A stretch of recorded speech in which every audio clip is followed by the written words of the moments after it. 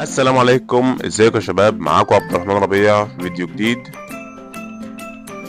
جديد وصلى الحبيب. جاي لكم النهارده في فيديو جديد هنتكلم عن الاكل الصحي والاكل الضار. قبل اي حاجه ما تنسوش الصلاه على الحبيب ويلا بينا. الاكل الصحي مش معناه حرمان، بالعكس هو الوقود الحقيقي لجسمك.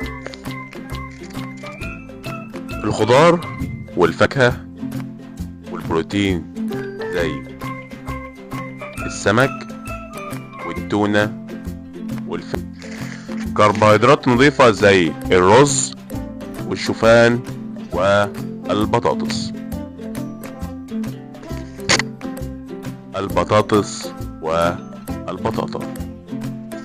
ننتقل دلوقتي على الأكل الغير صحي الضار زي المقليات والسكريات والمشروبات الغازية والأكل الجاهز.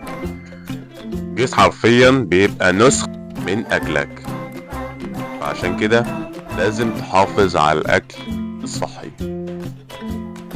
العادات الصحية اللي بتفرق بجد: تمرين منتظم، نوم كويس، تقليل السكر. أما السهر لحد الفجر،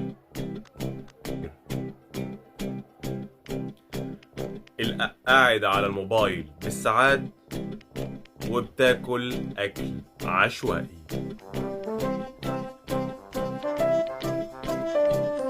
مفيش حركة. ممكن تاكل أكل صحي لكن عاداتك تدمرك. الحقيقة اللي محدش بيقولها لك: مش لازم تبقى مثالي، انت بتختار شكلك، وفي النهاية جسمك أمانة معاك. ابدأ بخطوة صغيرة. عايز تغير جسمك بجد؟ ابدأ من النهاردة. ما تنساش تعمل لايك، أكو عبد الرحمن ربيع لفيديو الأكل الصحي والأكل الضار والعادات الصحية والعادات الضارة.